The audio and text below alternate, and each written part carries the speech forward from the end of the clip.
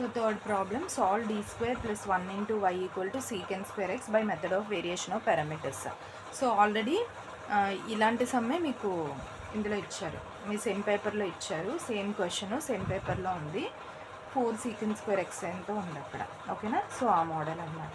Again the given question. So given question ఏంటి? d square plus 1 into y is equal to secant square x.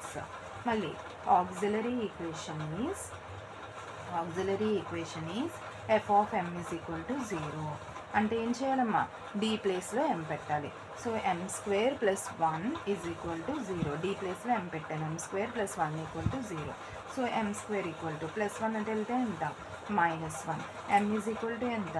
√(-1). So m is equal to plus or minus, under రూట్లో minus ఉంది అంటే ఏం రాయాలి? i రాయాలి.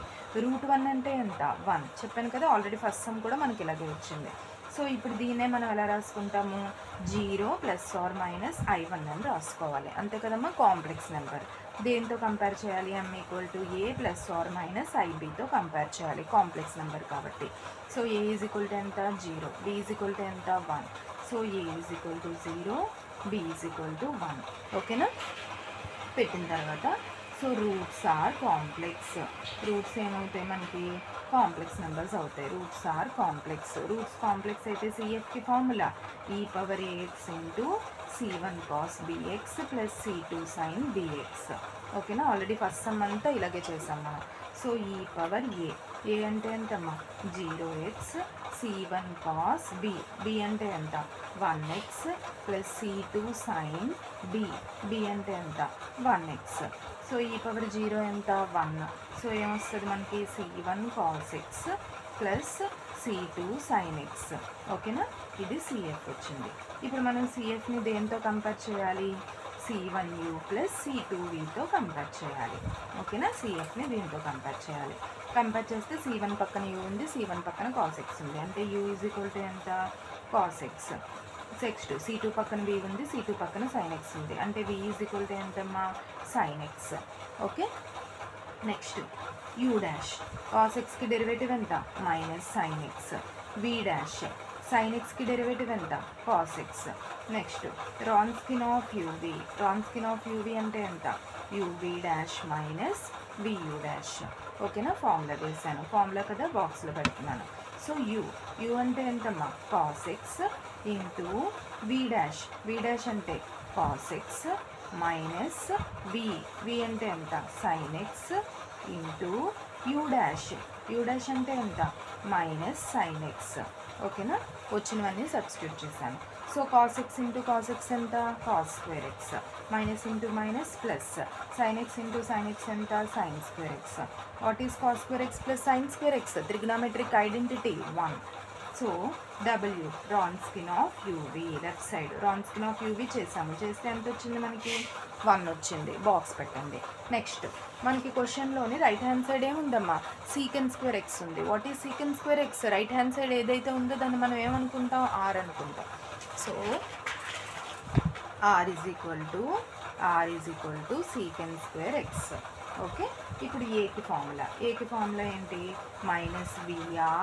-vr/Wronskian of uv into dx. So ఇది formula. -v అంటే ఎంతమ్మా? సో v అంటే మనం ఏమనుకున్నాం? ముందు మైండ్లో పెట్టుకోండి. సో u అంటే cos x, v అంటే sin x. ఈ రెండు మైండ్లో పెట్టుకోండి. u అంటే cos x, v అంటే sin x. Okay.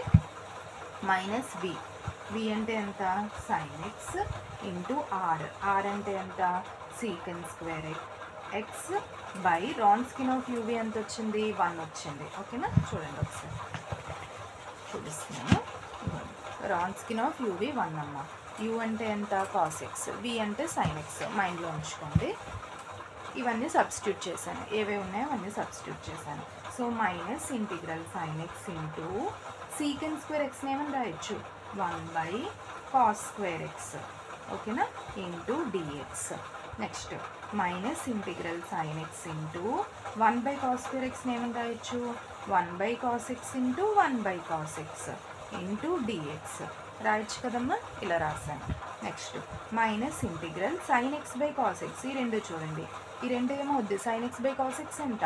tan x 1 by cos x ఎంత 1 by cos x ఎంత secant x into dx.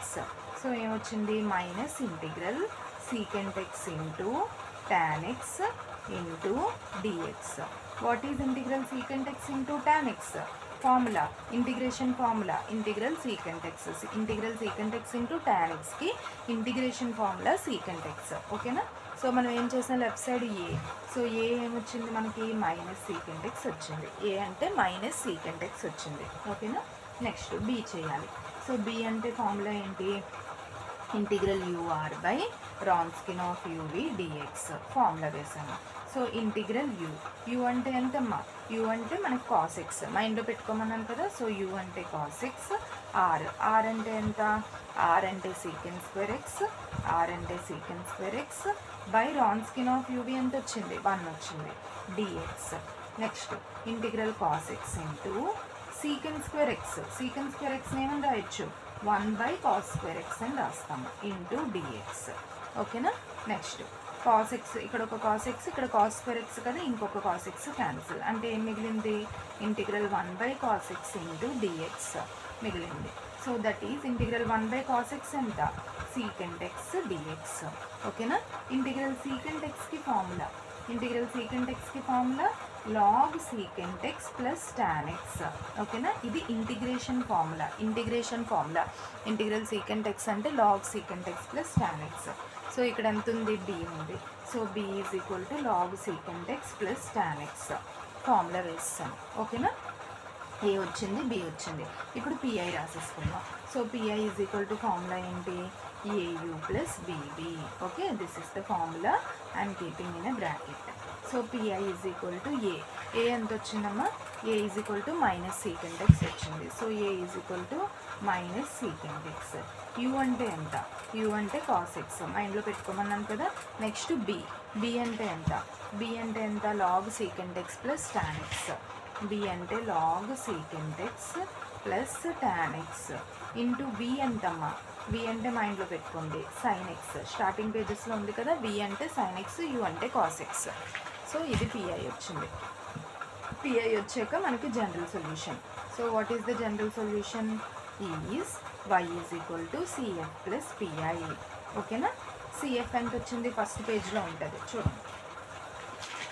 CF ఎంత వచ్చింది మనకి సిఎఫ్ అంటే c1 cos x plus c2 sin x వచ్చింది కదా, అది వేస్తాము. సో సిఎఫ్ అంటే c1 cos x plus c2 sin x plus pi ఎంత వచ్చిందో మైకో పిఐ ఇక్కడ ఉంది కదా పైన ఉంది కదా, అది రాసిస్తారు. సో మైనస్తో స్టార్ట్ అయింది కదా minus secant x cos x plus log secant x plus tan x sin x అది అలా రాసేయండి. log secant x plus tan x into sin x. ఓకేనా? సేమ్ అలా రాస్తాను. So this is the solution. Okay.